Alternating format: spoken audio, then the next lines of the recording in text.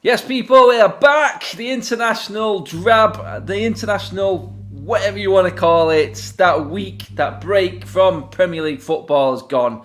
It's finished and we're looking ahead. We are going to take a quick look back at what was and what impressed the boys over international week and who stood out more than anyone else. But first of all, let me introduce my guest. You all know the man in the middle there, Keen, Weekly Armchair Podcast. How's your week been, mate? 7 games in a row for no goal for Republic of Ireland, mate. I mean, the record is 17, mate, held by San Marino, Keane. Do you reckon you're going to be able to get near it? I hope not. I really hope not. But with the way this has been going in the last kind of couple of months, with Ireland in terms of scoring goals, it's very bleak. I just want to see a goal in open play from our team. I'd even take a penalty at this stage. Like, do you know what I mean? I know I've been taking the piss on social media recently with Bruno Fernandes penalties, but I would take anything at Ireland, an own goal, anything at this stage. And then Dan James scores against Ireland then the other day. Oh, we'll get into Dan James in a minute. That was gonna be my player of the international break right there. Come on. I mean, Keane, before we get on to Doug, but Keane, I mean, even Northern Ireland are scoring goals, mate. Come on, man. You've got to change this soon. Something's got to happen, and it surely. I think we might bring Robbie Keane out of retirement. I think we're probably going to have to do that. I think you need to do something. I mean, Niall Quinn will do, mate. I'm sure he'll bag for you. He's the head of the FAI at the moment. I'd say he'd be looking for his soccer boots down Sports Direct tomorrow, I'd say. Yeah, yes. Anyway, Doug, how's international break been for you, my friend? All good over there in the States? Everything's going well. The election's sort of wrapping up. We had Masters weekend last weekend, which for any golf fans was a little odd because obviously usually that's in the spring. So we got a little. I watched as much as I possibly could. Everyone was slagging me off because I was watching the Masters over the football. But I'll tell you what, you never miss Masters weekend. I used to play quite a lot actually, and no one knows actually. I think I got down to around about 6 handicap. I was quite decent at one stage, but then because you need like a whole day just to play around the golf, it didn't go down well with the missus, family life, and then it gone. Sounds about right. No, but so it's been good. Looking forward to getting the United action back up and running from international breaks. So it should be good. Definitely. Hello to everyone in the comments section. Do get your comments in. Let me know what you think of international break. Are you happy that it's over? We've now got 4 months straight.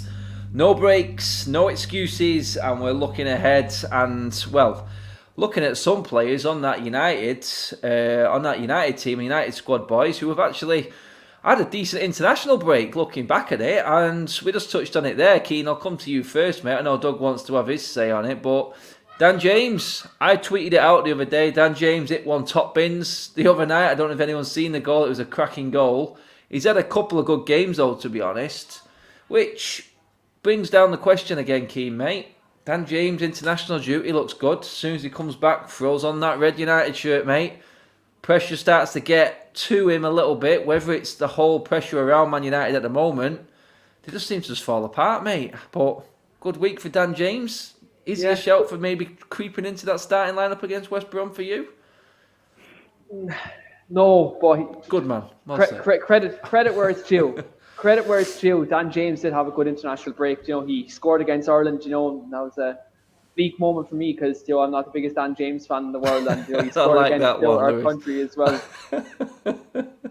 Yes, that's it. That's what I was going to say. Do not come for my man Bruno. Come on, we all know what happens here. We all know what's coming at the end of the show in my prediction. But in terms of this, we do.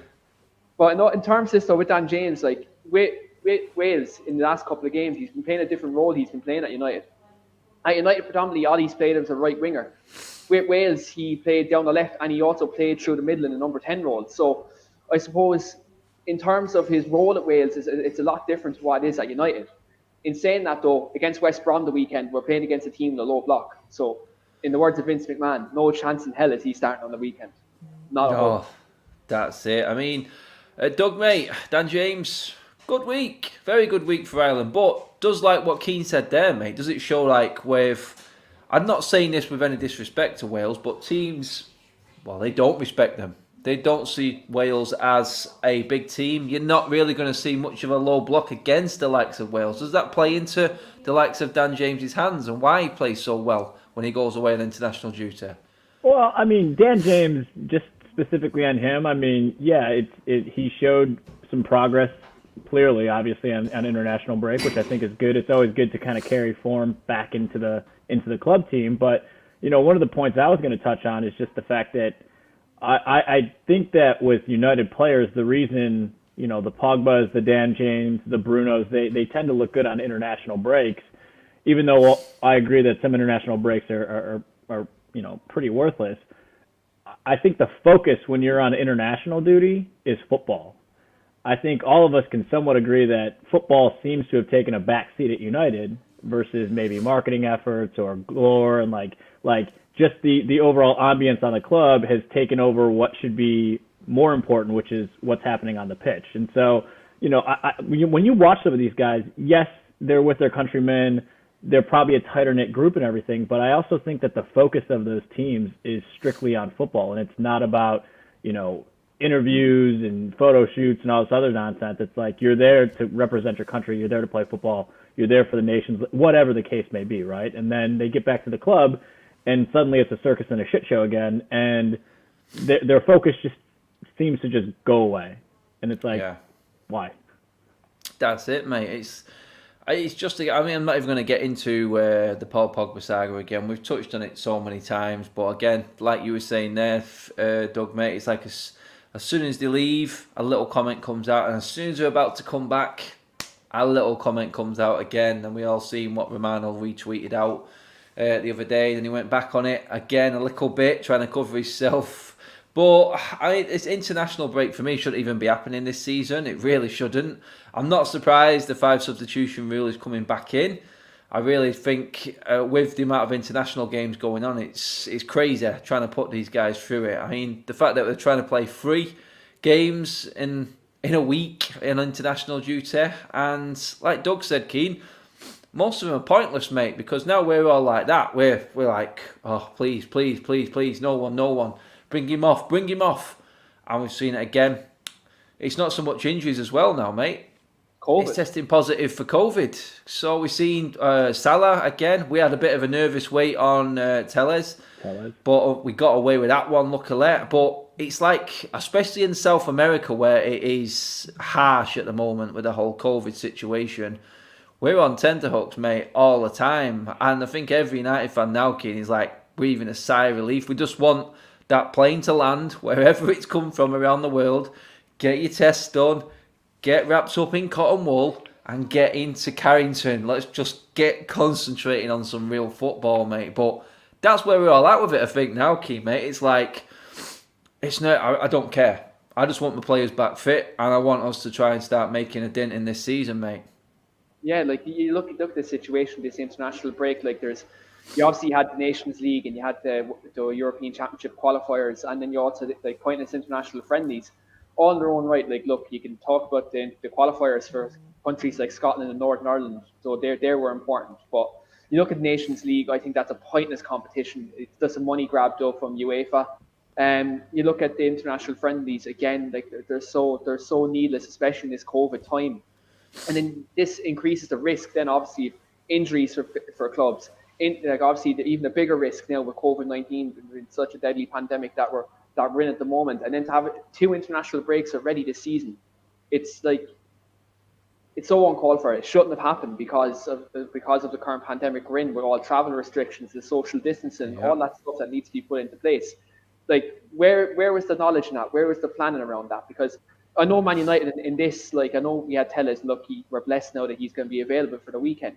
But you look at all other teams like in the league, like Liverpool and the likes of that, they've been hit by injuries, they've been hit by COVID, they've been hit by absolutely everything. There's other clubs in the league who've been hit by the same situation as well. I think 9 first teamers. I think Liverpool are 9 first team players down for this weekend. Yeah, like you look at that, like, and that's I'm not going to say it's a shame, but at the same time, it's irresponsible from the football federations, and to have an international break in the midst of a pandemic. Considering the fact that the vaccine is not available yet, it's probably not going to be available till the new year, probably late new year. You have to look at that, and there has to be more planning, there has to be more preparation around it. And if you're going to have an international break, your players have to be in a bubble. They can't be like in a situation where they're kind of mingling around, because in some countries, the fans are actually allowed in the stadium I know it's to reduce capacity, but there's still fans there as well. in some of the countries. So, like when you look at it in a whole perspective, there has to be, I think, the internationals until the Euros next summer. I know there's going to be another international break after Christmas, but I think until the Euros next summer, just scrap March, them. mate. Yeah, It's March. not the March, yeah. March, and then the Euros. So, like you look at that in that perspective, like you have to look at it and say, as the Mick said in the comments, it's all about money. Just scrap the internationals. Let the domestic leagues go ahead. Let the Champions League and Europa League go ahead. And let the club football go ahead. The internationals could be a festival of football next summer, but the clubs need to come first, because that's where like the countries, they get their players. Like these Nations League, these friendlies are just a money grab, and they're not. There's no proper passion in them games anyway. In the country games, I can even say that from an Irish perspective, there's not. So we have to look at that and say we need to rethink this situation. There we have it. Coming from an Irishman, Doug. I mean, it's got to be serious there now. If Keane's saying it, mate, but. Keane touched on it there, mate. You're hoping that your players come back. But you know what? United have had a few players, mate, who haven't even been on international duty. So looking ahead towards what we've got left, that sounds really bad. We actually haven't come out of this international break that bad, to be honest. No. But there's certain players, a Greenwood, a Rashford hasn't played. I mean, Matic hasn't played. Mata. And then we're looking at the rest of our squad going, Axel as well. You know what? Yeah, Axel. Are we actually going to use our squad when we get back now to serious stuff? Because this is 2 or 3 games a week, non-stop. And that's not even counting the Christmas period, mate. We're all the way through to March now. It's time for United to utilise this squad and take advantage of what I can only see other teams struggling with, mate. Surely now.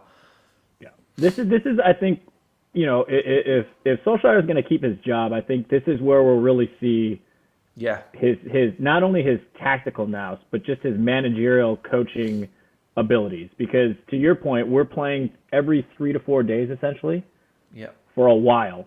And so I think like you guys were saying, we were very lucky in the sense that we weren't hit as hard as some of these other teams. So look at that as a point of opportunity where if we can just grab some consistency for once, even if we just go on one of those 2-month runs where we just don't take any losses and the majority are wins and a few draws maybe mixed in here and there, we could find ourselves pretty well suited in the table come, February, if we do things right. But, we saw last year he abused the squad for a long time and refused to really do some sort of rotation. Now he's doing rotation for the sake of rotation, but the players he's selecting don't really make sense. And so, again, it's like, this is where I really think for those people that are really all in, okay, here's his chance. This is his shot now. And, like, if he comes out of this with that mixed bag of results where it's a couple wins, a couple losses, a couple draws, I really think you then have to look at this and go, yes, the fixture list maybe wasn't kind, including the international breaks, but you've got to understand how to really get the best out of your squad and really use the rotation with the players too. And also prioritize, right? Like what's most important, We have that odd sort of EFL Cup game against Everton. Personally, who cares, right? Like up front, we have 3 Champions League games coming up over the next week or so. You got to be ready for that because otherwise you're going to find yourself probably down in the Europa League. But at the same time, you have to balance the league because if you slip too far down, and we're in 14th right now, if you don't progress, you're going to be 10th to 14th in the table as well. So this is a pretty crucial period. I mean, Keane, there's some massive games this weekend as well, and United can make a lot of ground. Doug's just talked about it then. We could be in a decent position. I mean, our game in hand against Burnley, I can't even think when that is, but that's a game that just propels us straight up there. This weekend against West Brom, normally, I know we'll get into the details of why we're a bit worried about this weekend's game in a minute, but we can beat West Brom. You're looking at City against Spurs. You're looking at Leicester against Liverpool. Just get that second win in a row, mate, and we're clawing that gap back with still that game in hand. So we're going into it thinking, yes, West Brom. I think performances need to start upping as well now, mate. It's not just about results right now. I think we're fit enough. I think the players have had long enough to get over what happened in pre-season and are ready. With 5 substitutes now and the squad that we've got, Keane, no more excuses, mate. Simple as. If you're good enough as a manager, you've got to be able to use 5 subs with a squad like United. Yeah, 100%. Like, there's absolutely no excuse. I think, as someone said before, this is crunch time for Ollie. It really is. But you look at this situation, you hit the nail on the head, Adam. This is now a time for United to develop some momentum, get some results, but also get some momentum behind these results. So you look at it. You look at this. Liverpool are playing Leicester. City are playing Tottenham. Yeah. United aren't playing Liverpool until the new year. We're playing them twice in the new year, but we're not playing them until the new year. So that's a bonus in itself. You look at the run of fixtures that we have now. We obviously have games in the Champions League. We get a win in the draw, and we're home and hosed into the knockout stages. Very comfortably for that matter. We get that, we're sorted. But really now, the league is our bread and butter. So we need to start getting wins in the league. Like, we haven't got a win in Old Trafford yet. So I think we need to hit the ground running Saturday. From the off, we're on the front foot, and we go out and we put West Brom to bed really early. Now, I know we'll talk tactics and stuff like that later on. But I think it's crucial that we do get, as King Canton has said, there's some consistency. Absolutely, get consistency, get some momentum, get the style of play going. So hit teams in the front foot, especially this 5 substitutions rule as well. This whole Van de Beek saga, this whole Paul Pogba. That's got to be put to bed, hasn't it? That'll be put to bed, because there's no excuse for that not to be put to bed. You also take into consideration players like Cavani, players like Greenwood, players like Martial, Rashford. They can all get a decent amount of minutes, and then give Ollie a proper headache, in terms of saying, who do I start? Well, look, they're all on form. Do you know what I mean?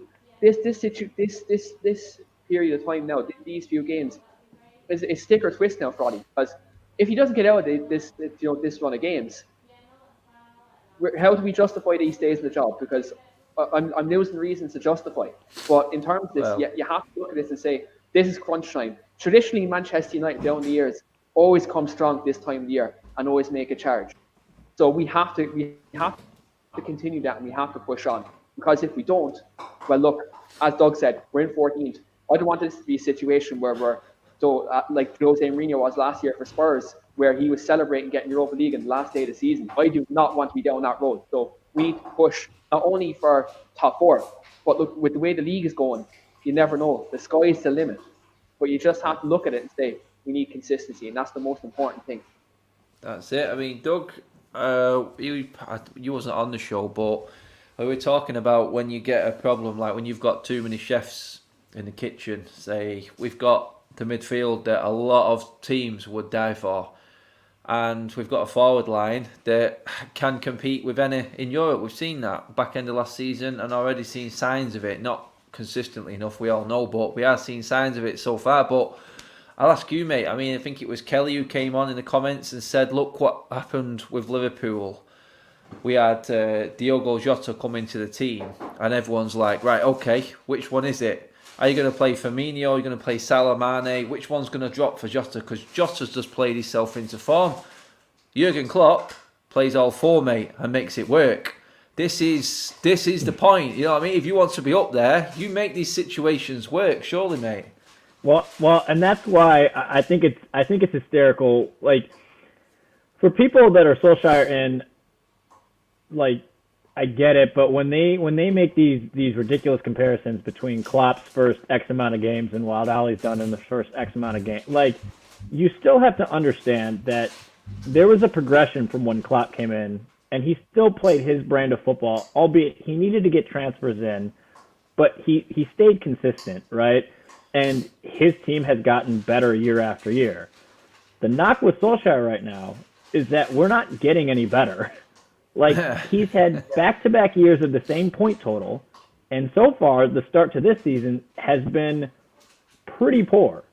So, again, you have to see some progression at some point from this guy, and right now, like, him going back and forth in tactics and formations and what to do and who to play, it's like, come on. Like, at some point, you're not going to get consistency when even the coaching staff isn't being consistent. And to be dead honest with you, last year around this time, we were I remember watching a lot of the YouTube channels and watching Adam on the United Stand, and it's like it was almost the same level of topics as what we're going through right now. Oh yeah, by the way, people, I've left the United Stand, you know.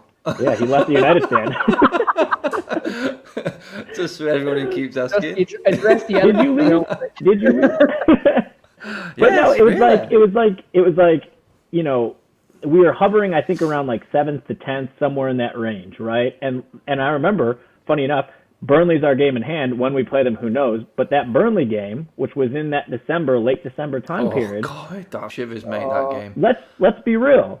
If you don't get Bruno in the transfer window, the second half of the season is much different. And to be honest with you, I understand, and whether we get into this show or Adam, you do it on another show, the transfer market in January, I know people are already starting to speculate.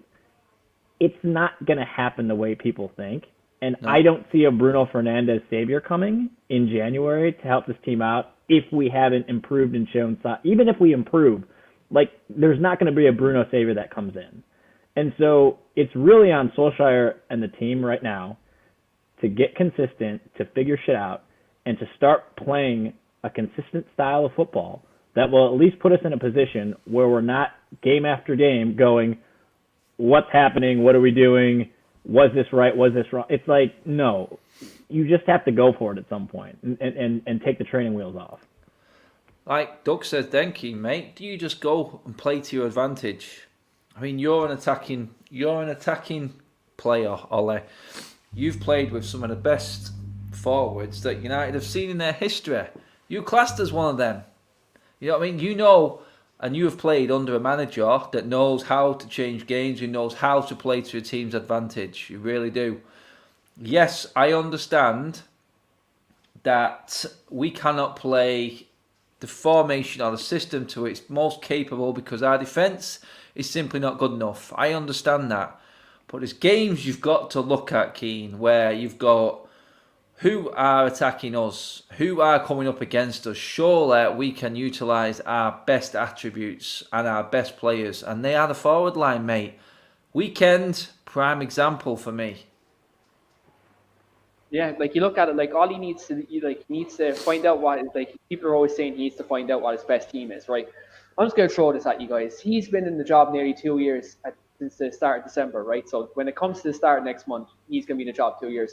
The current conversation that's been going on since Ole'S came in, even as interim manager, what is the best team, right? And for me, the fans know the best team. The fans are always saying every week who should be in the team. But I think what Ole is doing now, he's playing the players who he trusts, rather than the individual quality that we have up front.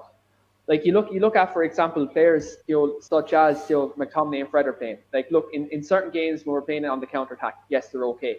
But in games where we need to take the initiative and actually be on the front foot, all you need to look at games, especially like against a team against West Brom. You need to be playing all your attacking players. You need to be playing on the front foot. And even as Darryl said there, Fergie once had a shaky defence where you'd outscore a team. It's like this: you score 3, we'd score 4.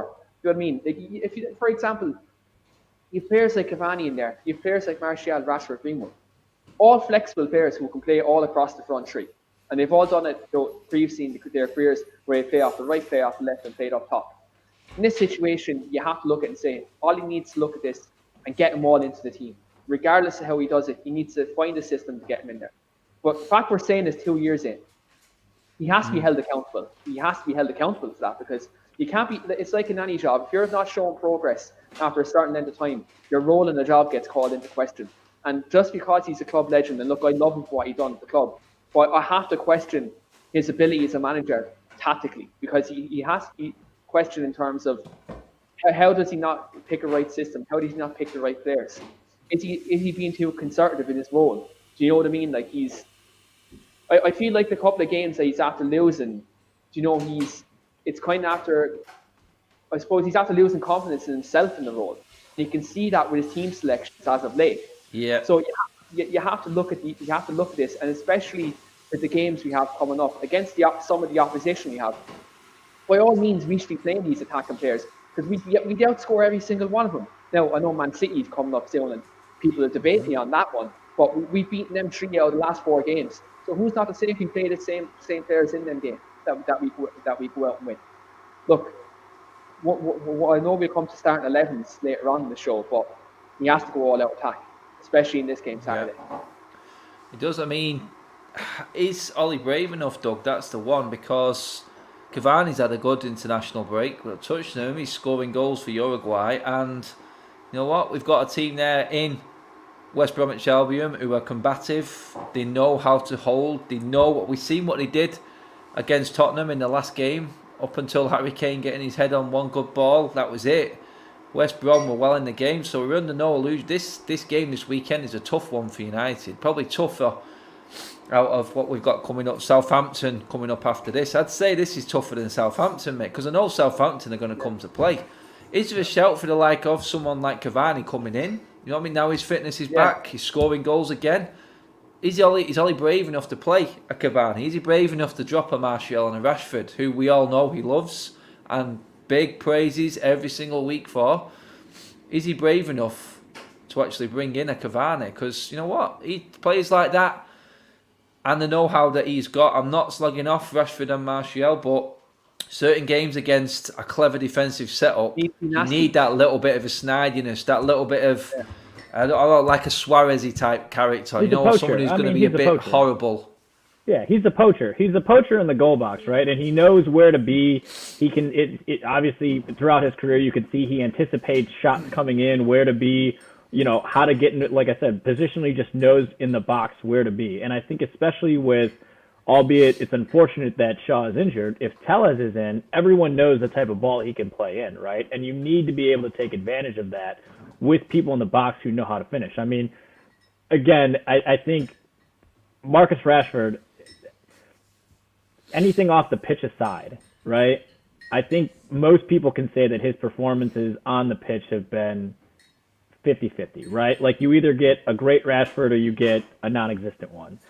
And I look at that last game, and even though it resulted in a goal, Bruno played a great ball in, and he just missed it with a header.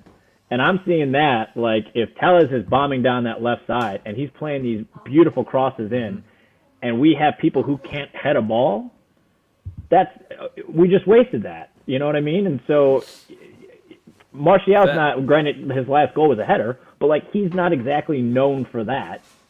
So, to me, and we'll get into formations, but yeah, I mean, I think you need to play into the strengths of the people you're going to have on the pitch and put in a team that knows how to get the best out of everyone versus just this notion of like, well, Rashi's great and, he's done God's work off the pitch and, he tries really hard in training. Like, cool, but results on the pitch matter and, like, he's been inconsistent. So you could probably make the claim, and again, we're not in training sessions, but, like, you could make the claim that if Martial, I'm looking at like the front three that I actually wrote down that I would go with.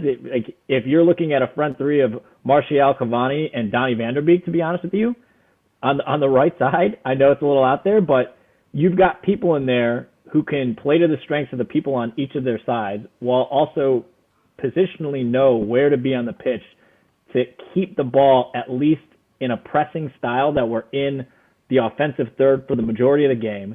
It lightens the load on the defensive work. And we shouldn't be under the gun every single time on the defensive four.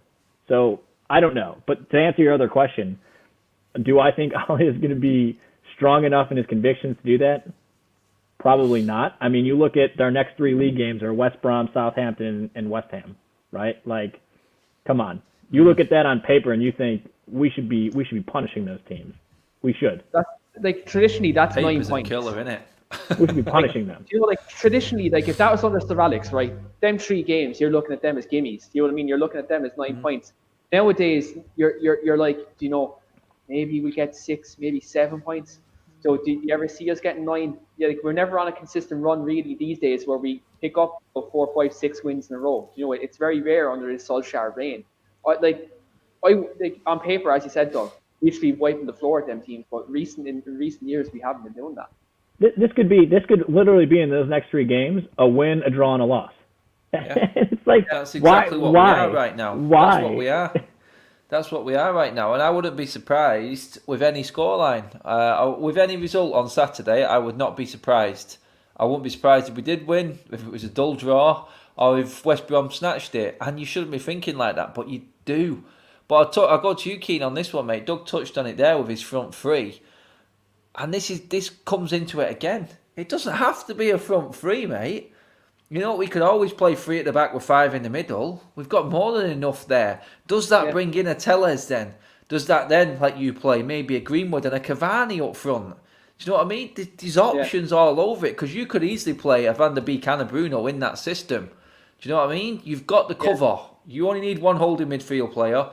He has to be versatile with not just the players, but that formation, mate. He never plays the three at the back at Old Trafford. It's like he's got this, oh no, United playing defensive at Old Trafford. Well, at the end of the day, the way you set up, it's looking defensive already. So, go ahead. Roll the dice. Play to a different strength that we've got. And we've got one, like Doug says, in a Cavani. And you know what? I really want to see Greenwood in that front role as well. I want to see Greenwood in maybe with another forward. Maybe as the number 9. We have to see. We can't be so rigid in our formation. Yeah, I understand. We need a bit of stability. We need some players to start growing in relationships, getting some like people were saying Shaw and Rashford used to be down the left. It worked well, but then when Shaw wasn't playing or Rashford wasn't there, it never seemed to work. But we need to build that up. I understand that, but I do feel like we've got players that can play, if not better, at least as well as the likes of Martial, Rashford are doing right now in the starting lineup that Ole keeps picking, mate. Yeah, you have to look at this and you have to think he has to be adaptable to the opposition, and he has to pick a system to get these players in. Again, as you said, 3 at the back wouldn't be a bad option, because you can have Ole'S as a wing back, which would definitely maximise his attacking potential.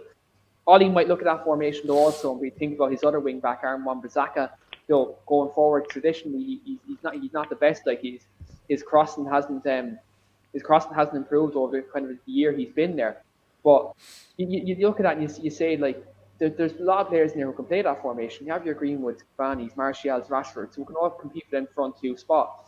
In a midfield 3 against a team with a low block, you can play maybe a Matic or a Fred or McTominay in that whole midfield role, and then you can play Pogba and Fernandes as the other 2. Do you know what I mean? It gives us that bit of freedom to play 2 attacking-based midfielders in that formation. But it just remains to be seen kind of what he does. I think the fact you said it's at Old Trafford, he'll probably go with his trusted 4-2-3-1. That's what he does go with.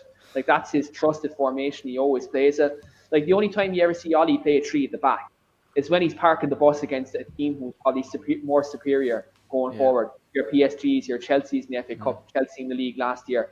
He done it against I think it was Manchester City last season as well. He played that formation as well, with the wing backs. So when you look at it in that perspective, I think Ole's not brave enough to take the risk and play that formation against a supposed lesser team, even though theoretically it'd probably work out better. But it's just the case he's just not brave enough, and I think that's what it is. But it's all about matching, though, right? So if Wan-Bissaka is not very good at getting up and actually providing service in or doing some of the things that we need him to do, that's when you need to play a more intelligent person on his side, like a Donny van der Beek, or even in a pinch, Juan Mata, right? Because you need people who can link up with him, and that's why I like van der Beek on that side.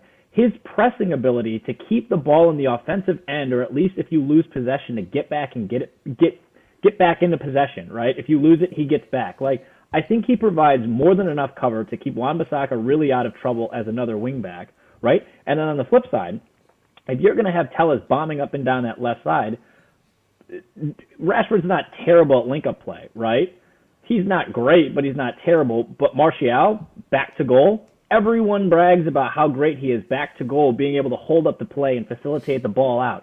So get him running back. He receives. Telles is bombing forward. Boom. He plays him down the touchline. He's gone and he's running. We're moving up the pitch. And you have to link up players that match up well. And that's why I look at Solskjaer and I go, sometimes with these formations he puts out there, you're leaving people high and dry to not really be able to showcase their talents or their abilities because the people around them don't play to their strengths. And so that's what just confuses me about a lot of how he runs these formations. And I think because of that, it lends to tactically we don't look right on the field because he's not actually putting people in positions where they're playing to their strong suits. And so we just look like we just sent 11 people out there and said, hey, boys, go have fun today. Show your best side. It's what are you talking about, man? I know we talk about Dan James and holding shape, but aside from running in basically a straight line for most of the game, he doesn't do anything else. And that's my big thing with Dan James is like, just show me something else besides your speed. Like, show me you can play an intelligent ball through consistently. Show me that you can track back and help out Luke Shaw or whoever is on that left side, right? And like, not just be a body who's moving in a line. Like that holding a shape doesn't mean anything to me. But again, he picks him. And that's where I'm just saying, like, you have to look at from back to front, what are the strengths of the people there? It's what Liverpool do really well, right? And you put people in places that it feeds in and they can tactically get around people, and especially if West Brom is going to be playing a low block, you have to have interchangeability. You have to be able to play quick 1-2 touch passes to get up and down and break down that low block. So why the hell would you, no offense, put a Dan James out there, hopefully he wouldn't, or somebody else who's just doesn't have the capabilities or the wherewithal? Scott McTominay, another bad choice in my opinion for West Brom on Saturday, right? Yeah. Because again, his passing is suspect. Sure, the kid's got an engine, but he can't pass sometimes. No. So when you're trying to break down when you're trying to break down a low block, why would you play somebody who's susceptible at playing poor passes? Come on. I mean, there's a case straight away, guys. I mean, like we talked before about having players who are fit who haven't played any international football. You're talking about looking after the ball there. Is there a case for the likes of a Matic and a Mata to come straight into this team, Keane? I mean, you could. If Matic can run that holding role on his own against West Brom, surely he's not played. You know what I mean? He's 3 games less than a lot of the players coming into this game. And you know what? West Brom have probably got a few players as well in this ilk. So I'm looking at Mata, I'm looking at Matic and going fresh. I'm looking at Greenwood and going fresh. Wan-Bissaka fresh. You know what I mean? We've got Axel you could even throw in there. You know what? We've got a few players who will be raring to go and chomping at the bit for me. Comes down to whether Ollie can do it again. I mean, we're all talking about forward threes, what we're having in midfield, who's holding, who's playing where. What about Rashford, Cavani and Martial? You know what I mean? Rashford and Martial can play either sides. There's all sorts of options there. Well, we not even spoke about Bruno tonight, Keane. I mean, that says everything. That says everything you want to know. Because I think everyone's fearing that he's played 2 games in a row for Portugal. Luckily, he didn't play 3. But you know what? I'm all for. I understand where people come from with passes, pass completions and all this. Rashford being wasteful, this and that. But these are direct players. Rashford and Bruno are very, very direct. And you know what? If they start against West Brom, I expect the stats to be completely off the scale in the wrong direction because West Brom are going to eat it up all day. So knowing that, like I said then, Keane, mate, do you be brave enough and try and go, right, Mata, this is the game for you against the low block. I don't think West Brom are going to press fast. I don't think they're going to do like what Arsenal did to us every time we got the ball. There was a player on us straight away. They didn't give us a chance to breathe. They played it perfectly. They nullified Bruno. They made Bruno look poor. They put 3 men on him every single time. But then there was no one else there because we had the likes of Matic, we had the likes of McTominay, who, like Doug said, then they know cannot play that pass. Whereas if Bruno takes the pressure off a Mata or Van der Beek and they've got a bit more space, then you're talking a different ball game, mate. Surely this has to be in Ollie's thinking. Matic, Mata for you? Yeah, like I in my 11 actually for this game, I have Matic in as the sole holding midfielder. Because like again, he had no international break. I think we need Fred for the Champions League. I think Fred's kind of that player. He's playing well in that competition. I think he's slid coming back. Fred. Did he go out? Did he play for Brazil? Did he go out to Brazil? No, he didn't. No, I think he stayed, didn't he? As far as I know, he didn't stay game anyway. I don't think he did he? So you know what? Fred's there. Fred's fresh. Matic is fresh. Mata, Greenwood. Yeah. We've got a lot of players there, mate. Yeah, like you look at, I think Matic starts in that midfield. For me, again, because like he's our most consistent player, I think Bruno Fernandes has to start because again, his goal scoring ability, he always gets goals and assists, even in games, where he's, let's say, not having the best of games and he has a couple of failed passes. But what he always does, he always tries to play it forward. There's none of this sideways crap that other players do on the team. I'm not going to single out anybody, but we see enough of this sideways stuff. Bruno needs to start. For me, I have Paul Pogba in there as well. I think seeing the way Paul Pogba played in the international break, I think a game against West Brom is an ideal game for Paul Pogba. A team that's going to sit with this low block, I think if he'll have the freedom to actually go forward in this game, he won't have to worry though about this counter-attack, as Matic will have him covered. I think this is the perfect opposition for Paul. Then again, Van de Beek did play well with Holland though as well in the international break, scored against Spain as well. His confidence is going to be on an all-time high. So you have to look at this and say, where does Ollie do this? I just hope to God he doesn't play the diamond again. I hope he doesn't play the diamond again, because we've seen against teams with a low block, that won't work. It won't work. So you have to be adaptable. I think he needs to go 4-3-3 in this game. I honestly think he does. 4-2-3-1, you don't. You go 4-3-3, you play your one hold midfielder, and then you play at that pivot. You say to the two boys, look, you go ahead and you attack. Whether that's Bruno and Van de Beek, whether it's Pogba and Van de Beek, whether it's Bruno and Van de Beek, whoever it is. You play the two attacking midfielders in there, and you take this game with a scruff of the neck, and you go forward with it. You need to do that. And then with like the strikers, look, we're blessed with options up there. But Cavani, for me, has to start, because this is a team who's going to be nasty in the back four. They're going to be physical. Let's match that physical threat. Let's get Cavani in there. Let's maybe get a Greenwood or Martial, Rashford, who can run off him and get into the box and create a few chances. And then look, you do have a Juan Mata in there as well, who can maybe give us that extra bit of X factor in terms of playing between the lines. We're blessed with options. Ollie just has to pick the right ones. Let's get that straight. He has to do that. Yep.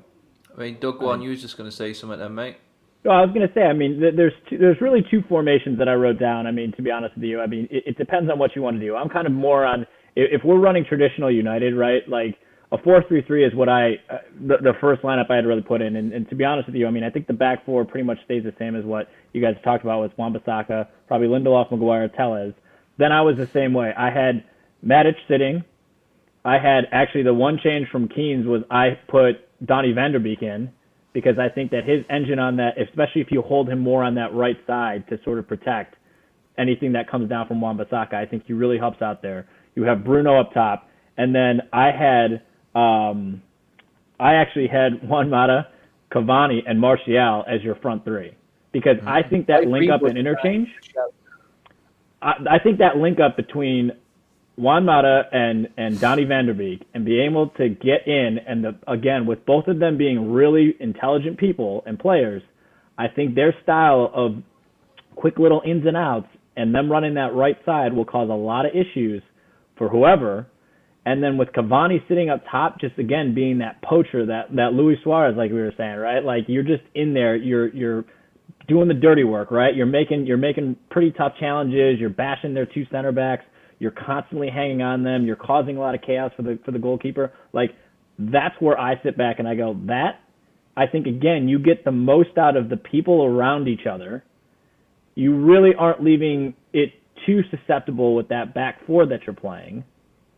But it's just an intelligent lineup. And then you can bring on a Marcus Rashford later in the game if you really need to when they're worn down. And he can be a little bit more direct, because now we've worn them down to the point where his speed and his ball capabilities and just being able to just kind of weave in and out and take shots. Hopefully by that time, we've just gotten them broken down to a point where either they're on the attack, and so we need to it'll open up the game even further because they need to press to either level up or just get a goal or whatever. And that lends perfectly into bringing Marcus Rashford on or a Mason Greenwood. People who can see off and just be able to get a ball, go, and be much more direct. But for the most part, I think that 4-3-3 right there gets the job done. And you're playing a much better time. You're a style of play than what we have been. It's intelligence. Yeah, well, that's exactly it. I mean, I've seen Keane sneak a little message in there, mate. Rashford is or should possibly not be involved in this at all. Yeah, I wouldn't start him. I mean, he's got that injury. Then let's not play him at all. Let's not. You know what? If Ollie does play him, knowing that he is still got a chance. I mean, we've seen what he did to him with his back when he threw him on against Wolves. That was sheer desperation. Let's not do that again. Let's leave Rashford out for a week. Let's let him recover. You know what I mean? Give him 2 weeks rest, because we've got enough there to cope. You know what? I mean, I love Rashford and I think he starts for me when he's fit, and we've got a fully fit squad. But for me, if he's not at it, then I've got no issue with someone else coming in. It's what these players need. They need to kick up the arse, and you know what? We've seen a lot of reaction competition this season. And I'll tell you what, that Cavani's going to do the same thing, hopefully, to the likes of Martial, because he's had a slow start to the season as well. In fact, all our forward line has been pretty poor this season, to be honest. So I'm not sure about Martial's fitness there. I'm not sure if that one is true or not. But again, even if Martial's not fit, you've got Greenwood and Cavani. So no excuse in playing either one. Right?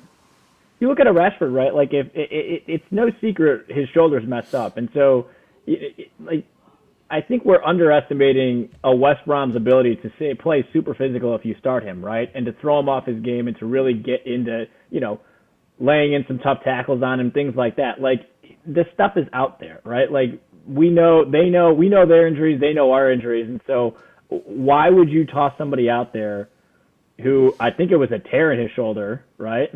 Like, they're going to be physical with him. They're going to try to throw him off. And a 70 to 80 minute performance from Marcus Rashford where he's just being, basically abused and his shoulder's not up to, like, you're going to see him getting frustrated. You're going to see him making poor passes. And that's where I'm saying, like, he just has to be more intelligent with this starting 11 that he puts out there. I think this game is perfect to bring Rashford off the bench in that 75th, 80th minute and just let him bomb down that left side and just attack when they're worn down or trying to chase the game. Like Leipzig game. I mean, yeah, exactly that, mate. Exactly that. I mean, Keane, don't know what you think there of Ronald's. Cheers for the super chat, Ronald, mate. Legend of the channel. Next game, top three can be Martial on the left, Cavani up front, and Van der Beek on the right. Bruno, Cam, Pogba, and Fred holding midfield is good. Do you agree with that, Keane? Is that an option for us? It's not bad at all. And Van der Beek kind of played on kind of a right-sided role against Spain as well. He kind of drifted out to the right a lot, so he probably could do a job there. He does that, mate, though. He does do that. Yeah, he does do that, and that's nearly similar to my actual team, only for I had Matic instead of Fred. Yeah. In that respect, and I had Cavani, I have Martial off the left, I have Cavani up front, Greenwood off the right. But yeah, you look at that's actually good. Like, you can see the way like Van der Beek's playing recently. He's kind of drifting off that right flank, and he gets himself about. And the thing about it is, like, he can whip in a good ball to a Cavani.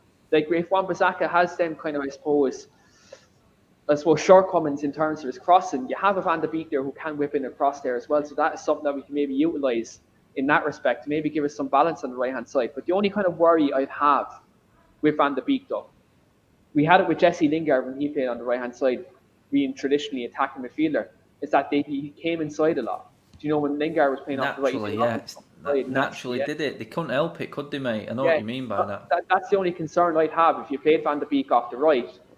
Yes, he might whip in a good cross sometimes if he gets out there, but would it kind of, I suppose, instinct kick in and maybe go drift inside? Do you know what I mean? We need balance.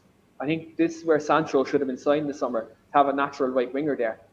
You know, that's where that should have happened. But look, we're not going to talk about Jadon Sancho because that's just a broken record at the moment, you know. But mate, it's been smashed to pieces. Never mind broken, mate. It's smashed to pieces. Absolutely, but you look at it like a natural right winger. Even if you had someone like a Coleman, you had someone like a Hervin Lozano, you had someone like a Leon Bailey. Like, there's so many natural, very good right wingers in world football at the moment that Manchester United should have been looking at, not just Sancho in the summer. There were so many wingers out there who could have improved us massively on that side, and it's something we're massively missing out on. Since Antonio Valencia moved right back, it's someone like we've missed that balance on that right hand side. But again, it just goes to show again the shortcomings this board and Ed Woodward and co. I mean, if you look at it and you go, well, what about the drone footage from Mr. Traore that's been floating around socials? Has everyone been seeing that? Watching that, getting all excited? And training ground football is not the same, people. Just get that in your heads. It does nothing. It's not the same. Just before I change subject, just going to bring up super chat from Ronald again. Mate, you cannot have Matic instead of Matic. Am I reading that right? Matic instead of Matic? I'm not wrong there in reading that. Is that a misprint there, Ronald, mate? Because Pogba needs legs behind him to cover, as he could lose the ball too. Hence, he plays good with Kante. Yeah, I'm not having this Pogba sitting in this deeper role for me. I still don't think it's where he should be. France is a different entity altogether. We're talking about Dan James playing better for Wales. Pogba plays better for France. I mean, you've got a quality team there. And international football, I don't think, can compare. I really don't. It's a different animal altogether. It's a different game. It's played differently. It's just not for me. And I don't think comparisons should be. It should always be what happened at club level. I mean, boys, we've got our teams. I've heard both your teams. Now, time to put your money where your mouth is. Keane, what's your score prediction for this game at weekend, pal? All right, I'll let you say who's going to score as well, because I know what's coming. Here it comes. Right, so Manchester United are going to keep a clean sheet this weekend at Old Trafford. We're going to get our first win of the season. It's going to be a 2-0 win to United. Edison Cavani is going to open the scoring with a fantastic header from Alex Telles-Scott. And Ole'S, Bruno Fernandes scores from the penalty spot, and Fernandes and Bruno FC continue. Hey, Keane, have you actually won any money off that bet this season yet with Bruno and a penalty? No, but he scored me fantasy points against Everton, which was class. Oh, well, there you go. If you made him captain, and you would have been lapping it up, wouldn't you? Yeah, he's captain this week. Oh, that's one. Once you'd not even start, now you'd be devilled, mate. I mean, Doug, how are you feeling, mate? Are you confident enough to see a win in this one? What are you going with? Yeah, I mean, again, this should be a pretty comfortable game for us. I mean, realistically, I could see a 3-1, 4-1 win, to be honest with you, because I think what'll happen is we'll get up, 2-0, something like that. They'll start chasing, maybe nick a goal, and then we'll just go all out for the last 10, 15 minutes or so, right? And then I think we'll open the floodgates. So yeah, I think 3-1, 4-1 should be. Bruno score. Bruno does score, although I don't know if it's from the spot. That's got splinters, mate. You've got splinters. You're that much on the fence with that one there, pal. Look, yeah. But quickly before we wrap up the video, guys, I'm just going to quickly put it out there again, because I think the poll that I put out on the community section of YouTube the other day was, I think it was taken over by Owen and Keno. I really do, because on the podcast on Sunday we did a little competition, and I asked which team you lot thought was the best team. Which one would you go for? So I'm going to ask Doug as well, actually, on this now. So again, people, in the comment section, hit me up with old or new. I actually voted on this. The old team was Peter Schmeichel in goal. We had a back four of Stam, Bruce, Gary Neville and Dennis Irwin. A midfield two of Brian Robson and Roy Keane. Wingers in Andre Kanchelskis and Ryan Giggs, with Cantona and Andy Cole up front. Now that is a team. If you watched football when I did, you'd be drooling at that. But the new team, which is winning at the moment, and I am going to have to call it eventually, but the new team had Van der Sar in goal. We then had Aaron Wan-Bissaka at right back, Rio and Vidic centre backs, with Everett on the left. Midfield two of Carrick and Scholes. Beckham on right, Ronaldo on the left, and Rooney and Ruud van Nistelrooy up front. I think Ronaldo just tears Neville apart in that wing, lads. I'm sorry. Ronaldo just tears Neville a new one. I tell you what would happen though, mate. Early doors, I think Brian Robson puts Ronaldo into the stands. That's what I think. And gives him a little quiet little lullaby in his ear, telling him what's going to happen in the game. And then Ronaldo looks at him and goes, okay. And then just as he's walking away, Roy Keane comes over and just looks at him and goes, yes, mate, this is what's happening. That's what I think happens. It's actually because of exactly what Adam said. When I saw that poll go up, I looked at both and I thought, all right, there's far more scumbags on that old team that would just lace into people and send a message. That I'm like, I think so. I think, you know what? The way you've got to look at it this way, I understand the new team is pretty awesome. I'm not going to lie. I think if you play in this game now, the new team wins. If you play this game in the 90s, that new team gets its ass kicked all over the pitch. It's a different era, and it was just for laughs. But eventually, when I do look at this poll, I'm going to announce this winner. Actually, probably I might do it on the podcast on Sunday. Actually, because There is a prize for one of the members if you do agree with whoever wins it. So you all know how it's going down. But a lot of people's comment from both of them teams were, how far have we fallen? That's what came out of it. When you look at them teams, you go, oh my God, that's what we used to be. And now we look at it and go, we're looking for leaders right now. We're searching, mate. We've got the binoculars out looking for leaders on our team right now. But I mean, guys, good old days then, weren't they? Let's be honest. Them teams, you wouldn't be too disappointed to have any of them, would you? No. But I mean, for that match. Yeah, for that match, I mean, to me, it depends on if VAR is actually relevant or not. Exactly. If you play it now, we probably wouldn't end up with 9. I mean, you're looking at, you've got Keenan Robson, but then you've got Stam. You've got Stam behind him. Dude, he's the same guy that in a charity match was doing full-on slide tackles. I mean, come on, like there'd be red card checks left and right. So, mate, you've got Robson, Keane, Stam, and then just to finish off the spine, Schmeichel and Cantona. Seriously, like I said, that's a tough team. You wouldn't be looking forward to shaking hands at the end of that one, would you? Do you know what though, Adam? Right, it's obviously right. Sir Alex is the manager of the old team, right? Because obviously he was the man in that time. He still was in the early 2000s and the late 2000s as well. Who's our manager at the new? I'm going to pose that to both of you because obviously, like, look, we've had different managers in the last 7 years. I mean, they're all Fergie players, mate, aren't they? Apart from Wan-Bissaka, Wan-Bissaka and Pogba. That's it. But we have to have a manager who can get. Because Fergie's going to be the manager of one of the teams, right? Who is the manager of this new team?